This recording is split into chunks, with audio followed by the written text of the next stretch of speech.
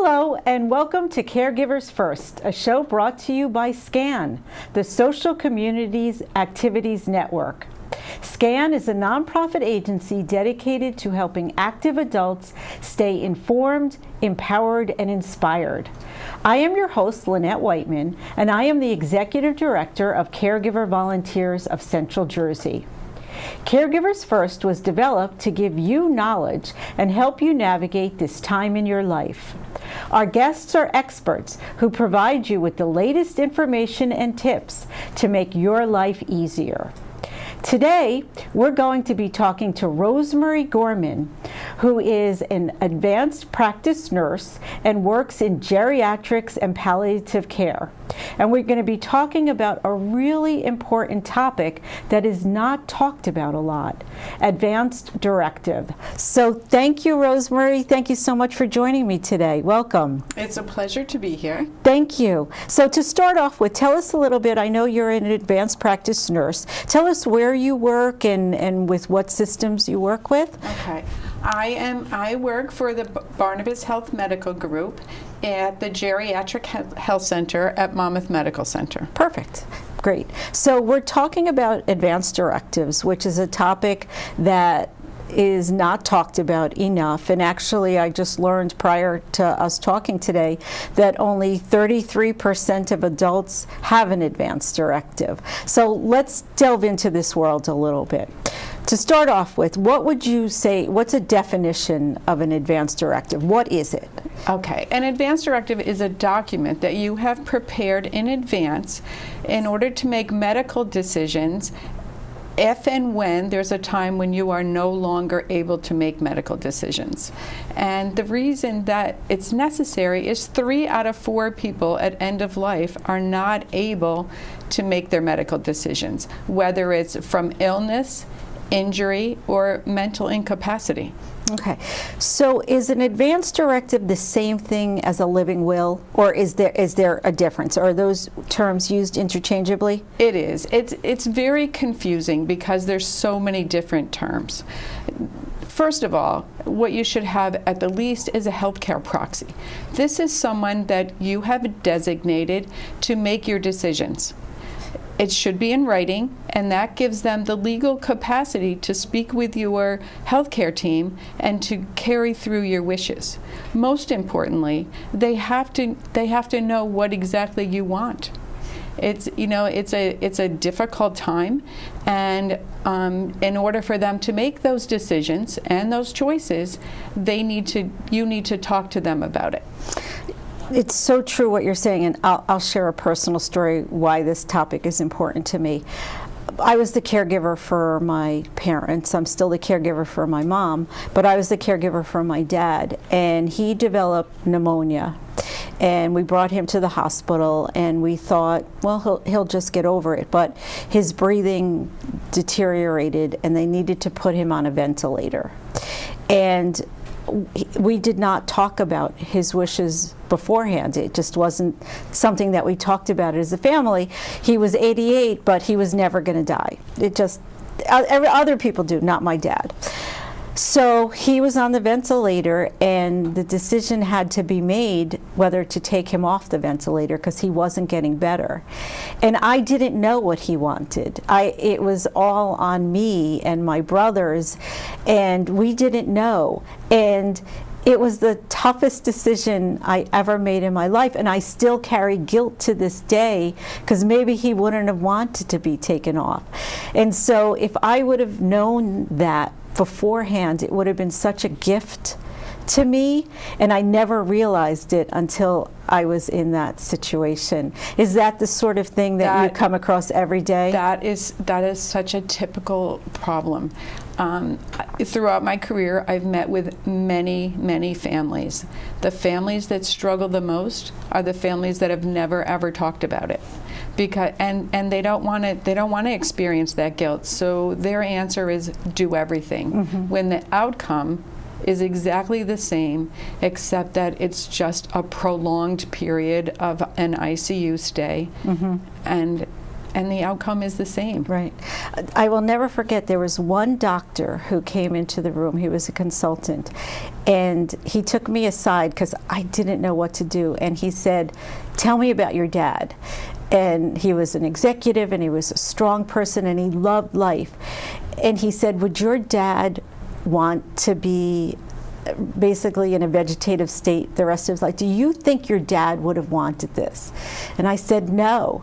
And he said, "You have permission to take him off the ventilator." And nobody talked to me like that. And I will never forget that kindness that he showed me, but somebody needed to say that to me and give me permission to do that. So let's talk. Kudos to him. Yes, and I don't remember, it was such a time of trauma, I don't remember his name. He was a consultant, but I would love to thank him now. All right, so let's talk practicalities. You want to assign somebody to be your healthcare proxy. How do you do it? What do? You write it on a piece of paper and you put it in your nightstand, or what do you do? Well, there is a document on the New Jersey website where you can print that for a proxy. That kind of a designation needs to be witnessed. Okay. Okay. So who could witness it? Who does that? Someone that's not related to you. Okay, anybody. It doesn't have to be a Right. notary No, public no. or anything. Okay. And you should keep a copy of that. Okay. Okay. And give it to the person. Yes. Okay. As long as you've told them. Yeah. You've talked Surprise. about it. Yeah. Okay. Okay. Yeah. So the other kinds of advanced directive, that's a proxy. That's just someone that makes your decisions for you if you're unable. Okay. There's an instructive directive that basically goes through different categories, and you say what you would or would not want done. Okay. For example, almost every advanced directive talks about cardiopulmonary resuscitation, CPR, and artificial hydration and nutrition. Two things that really need to be addressed. I know, so in our practice in geriatrics, and of course the largest growing population in the United States are adults over the age of 80. Who better needs an advanced directive than our population in geriatrics? Mm-hmm. So, we talk about it daily, and a lot of times we'll talk about it, and they'll say, "Oh, of course I want CPR," but they don't really know what that means, okay, or what the outcome is. So I've been a nurse for about 40 years. I've done CPR more times than I would care to. On a 40-year-old, it causes broken ribs. Oh, boy. So when you take a frail 80 or a 90-year-old, the thing is you have to pump on their chest hard enough to reach their heart, hard and fast. So when you have osteoporosis or you're frail, broken ribs, a broken sternum, a punctured lung are all things that can help. And the reality is that CPR, depending on your condition and your multimorbidity, that means multiple chronic illnesses, does not have a great outcome. Yeah. Sometimes people will say, "Well, I want CPR, but I don't want to be on a breathing tube." Right. So they don't understand that when your heart stops, you stop breathing, and the circulation to your brain has stopped. So meanwhile, you're not getting oxygen. Right. Right. So besides the physical effects, lots of times, depending on how long your brain is without oxygen, your mental status is definitely affected. Right. I think people don't understand it because nobody talks like this. Nobody has sat down with me or my mother or anybody to really explain this. You just think CPR, yeah, I want CPR. I want CPR for my mother. Of course I do. Yeah. But yeah. These kind of discussions take time. Yeah. Fortunately, Medicare 2 years ago, I think it was 2 years, has now began reimbursing physicians for advanced care planning discussions. Wow. Because these discussions take a long time. If you're a primary care physician and you have a patient scheduled every 10 minutes, you can't spend that amount of time, and I don't blame them. But now you can bill for that. It's a code based on time, and it can be repeated as many times as you need to, because you rarely complete that in one visit. Sure. So you mentioned about the healthcare proxy and how important it is at a very basic level to have that. Who should be your healthcare proxy? How do you pick? I guess for most people, if they're married, it's their spouse, unless it shouldn't be your spouse. Exactly. Yeah. Well, first of all, they need to be over the age of 18. Okay. It's someone that you trust to make the best medical decisions for you. Okay. Someone that you want to know everything that's going on with you. Okay. Okay. Sometimes your spouse or your oldest child is not the best person. Mm-hmm. I have an interesting story. I have a friend who's a nurse practitioner. Her husband is a great surgeon, but he wants to save everybody. Yeah. So she said, I want you to be in charge of my end-of-life decisions, because he's going to want to keep me alive forever. Yeah. So that's a discussion even, I'm thinking, with your children. Let's say you have more than one child, to say, are you comfortable with this? Because this is a really, really hard decision that you might be needing to make one day. And it's a very emotional, traumatic time. Yes, and you're under so much stress anyway. So getting back to the point of being a gift to talk about this beforehand so people know your wishes is just so important to do that. So spouse is sort of a natural thing. Your children is a natural thing. A close friend, just somebody that you could have that conversation with and you trust to make that decision for you. Ideally, you would want someone to be local. Right. Because in a time of crisis, you want them to be able to speak to your doctors and stand up for you. Right. I had a friend that had an advance directive. She was very ill. She had a kidney transplant that failed, and she was not eligible for another kidney transplant. She was very savvy. She worked in the medical field.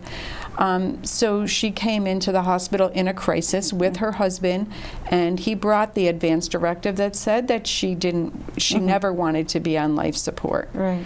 They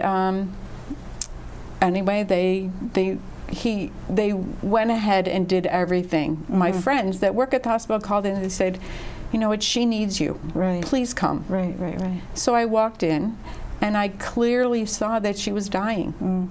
On a respirator, fighting, not comfortable at all. So I said, where's her husband? And they said, he left this morning after they did all this. So I went to the house and I'm like, I'm going to use a fake name, Jim. Well, what's going on? He says, I don't know what to do. They didn't listen to me. I showed him the advance directive. And I know this is not what she would have wanted. So I said, come on, we're going back to the hospital. And we asked to see the physician, and we said, this is not what she wants. Right. He said, so you want me to, and they were getting ready to hook her up to dialysis, which is something that I knew she never wanted to be on again. He said, so you want me to stop care? So the palliative nurse practitioner came out at me, and I said, not at all. Yeah. I want you to do everything you can to make her as comfortable as possible and take away this life support that she never wanted. She's lucky she had you as that advocate. We are going to take a short break now, and we're going to be back shortly, and we're going to be talking about more important information for you as caregivers and families dealing with this and thinking about this. So we will be right back with Rosemary Gorman. Stay tuned. You probably already know that rehabilitation is a must for successful recovery from surgery, injury, or serious illness. What you may not know is that you're free to choose where you go for rehab. In Monmouth and Ocean County, the compelling choice is Care One. Where you choose to go for rehab matters, and with Care One, you have 4 convenient locations to choose from in Monmouth and Ocean counties. Care One at Jackson, Care One at Wall, Care One at Homedale, and Care One at King James in the Atlantic Highlands. At Care One, you'll work with a team of experts to develop a plan based on your needs and goals. You'll have the full support of caring, compassionate physicians, RNs, licensed therapists, and nutritionists dedicated to helping you recover successfully, without setbacks, at a pace that makes you comfortable and successful in meeting your rehabilitation goals. Once you take the first step with us, you'll never look back. Call 877-99-CARE-1 today and come for a tour. Welcome back to SCAN and Caregivers First. I am your host, Lynette Whiteman, Executive Director of Caregiver Volunteers of Central Jersey, and I'm having a really interesting conversation with Rosemary Gorman, an advanced practice nurse. So, Rosemary, in the first segment, we were talking about picking a proxy and writing it on a piece of paper and getting that witnessed. If you wanted to go more detailed than developing just your proxy, but you want to talk about the options and things like that, do you need to go to a lawyer to do that, or can you also develop that yourself? Certainly you can seek advice from anyone that you trust, but probably the best person to help you with your advance directive is your primary care physician. Okay. They know what your medical condition is. They know you. And they should be able to counsel you as far as what would be the best course for you. There's a specific advance directive now called a POLST, a POLST. It stands for Practitioner Orders for Life-Sustaining Treatment. And it's actually a medical order that is done by the patient and their either their physician or their nurse practitioner that goes through very specific things in the advance directive. It's signed. The great part about it, it's transferable.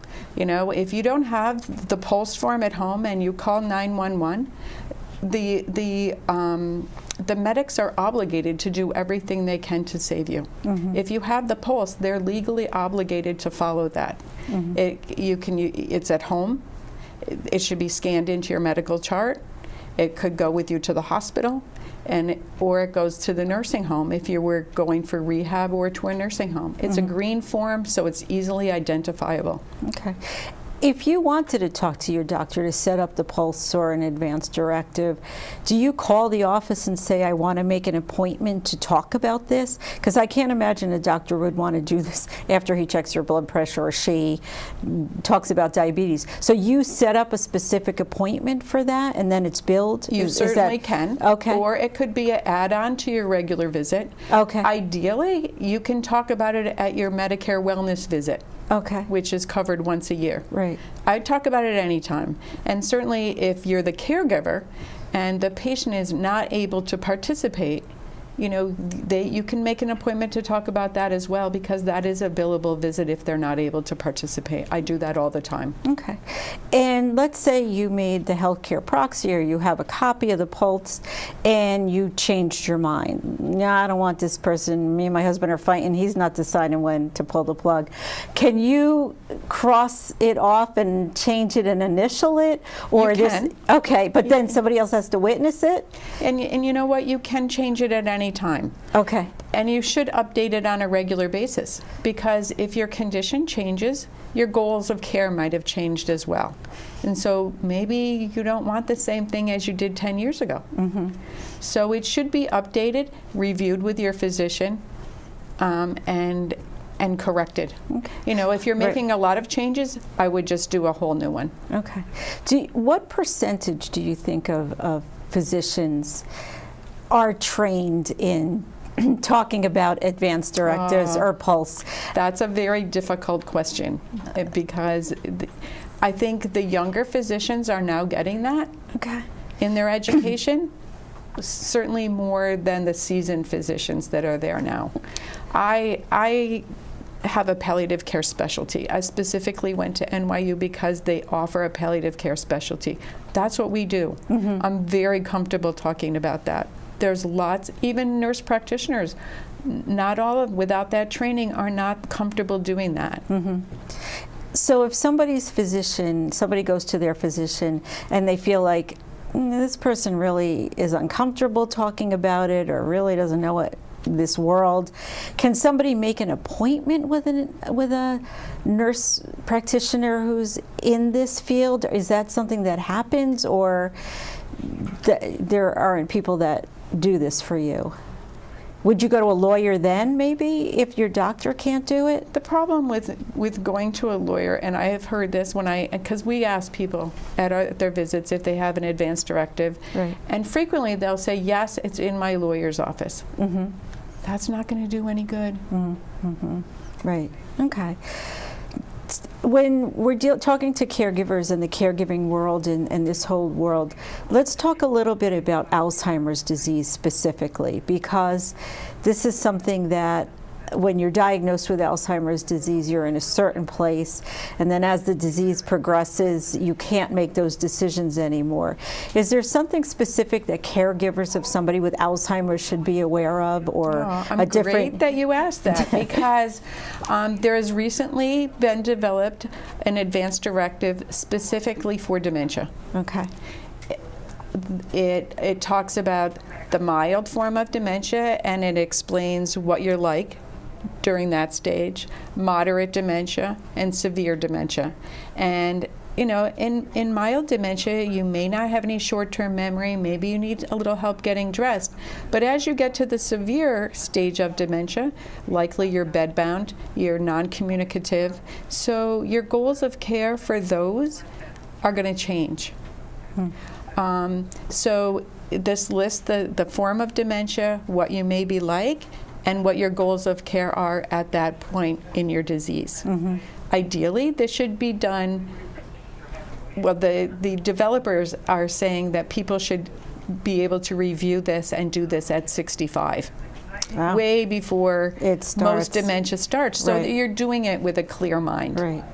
One of the things that I found working with caregivers and families in end stage of Alzheimer's disease is the decision whether to put a feeding tube into somebody. And families are often, towards the end, placed in that situation because their loved one isn't eating anymore and they just can't swallow or whatever. And it's an agonizing decision, because your instinct as a caregiver is to feed somebody. From when you're a mother or a father, you're just programmed, especially if you're Jewish or Italian or whatever, you gotta eat.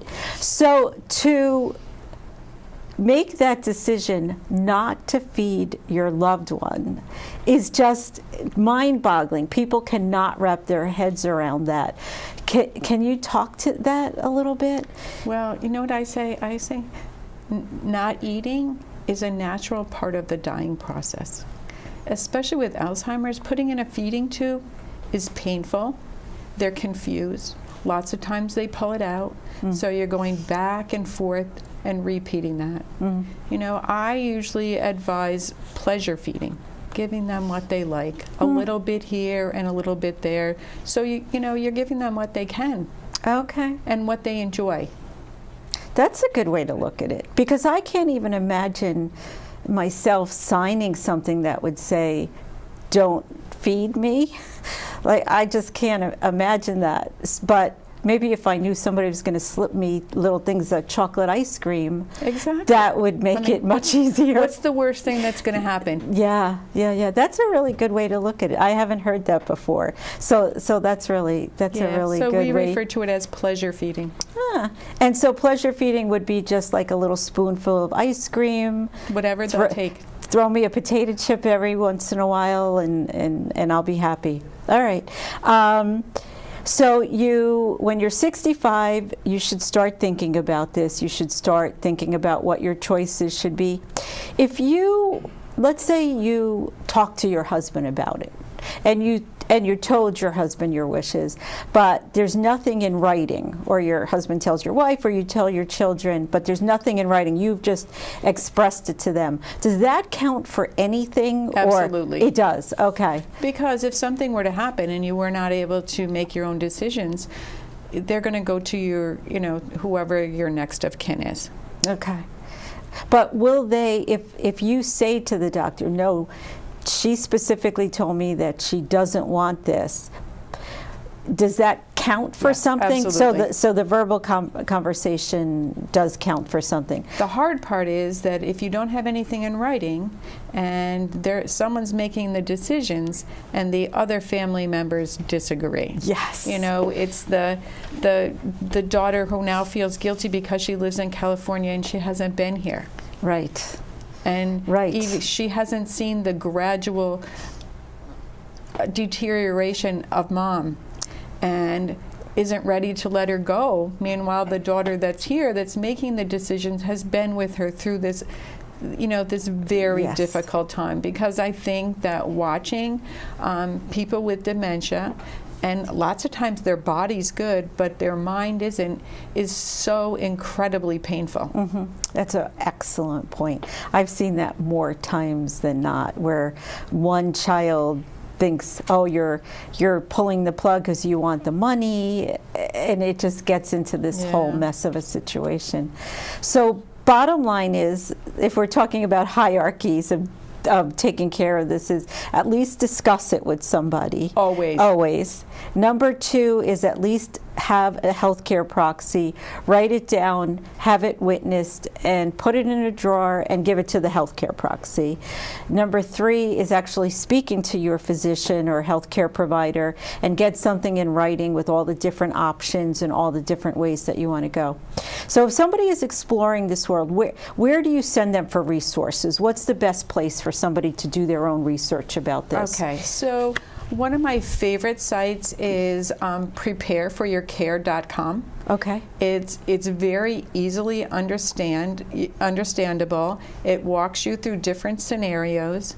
It can help you elicit your goals of care, and at the end, it can make a very simple advance directive. And it's prepareforyourcare.com. Okay, good. The other thing is there's a document called 5 Wishes. Right.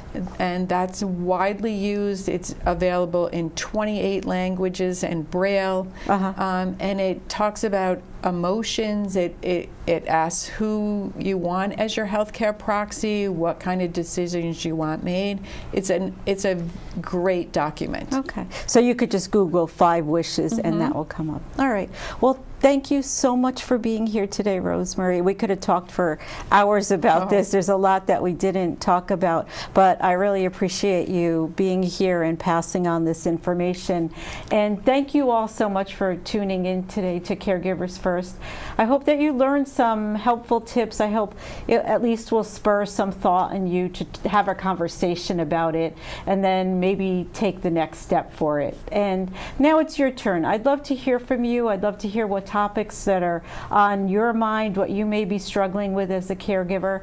So if you have any show ideas, please call SCAN at 732-542-1326, or you could email us at office@scannewjersey.com. Send us your show ideas and your feedback. And again, thank you for tuning in, and I hope everybody has a wonderful day. Thanks so much for having me. Thank you.